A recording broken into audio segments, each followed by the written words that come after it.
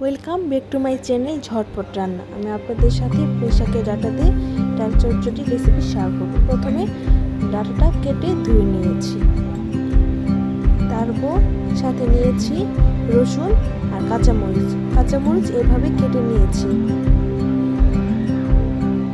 তারপর ডাঁটাটা পানিতে দিয়ে সামান্য করে লবণ দিয়ে সিদ্ধ করে নেবেন। সিদ্ধ হয়ে গিয়েছে, তারপর উঠায় নিয়েছি। তারপর ডালটা ধুয়ে নিয়েছি। তারপর ডাটার উপরে ডাল দিয়েছি, রসুন দিয়েছি, মরিচ কাটা দিয়েছি, হলুদের গুঁড়া, মরিচের গুঁড়া, ধনিয়ার গুঁড়া স্বাদ মতো জিরার গুঁড়া, স্বাদ মতো লবণ, সাথে পেঁয়াজ বাটা, রসুন বাটা স্বাদ মতো দিয়ে নিয়েছি।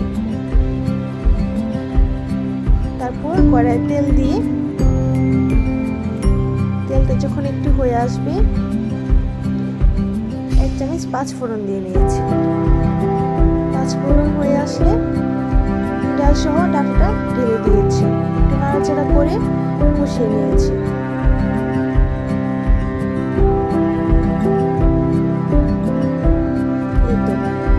কষানো শেষ হলে পরিমাণ মতো পানি দিয়েছি, নাড়াচাড়া করে ঢেকে নিয়েছি।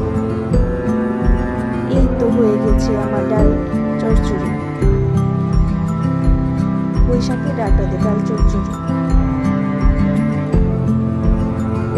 এটা অনেক টেস্ট, আপনারা বাসায় ট্রাই করতে পারেন। আমার ঝটপট রান্না, ঝটপট রেসিপি পুঁইশাকের ডাঁটা দিয়ে ডাল চচ্চড়ি। ধন্যবাদ।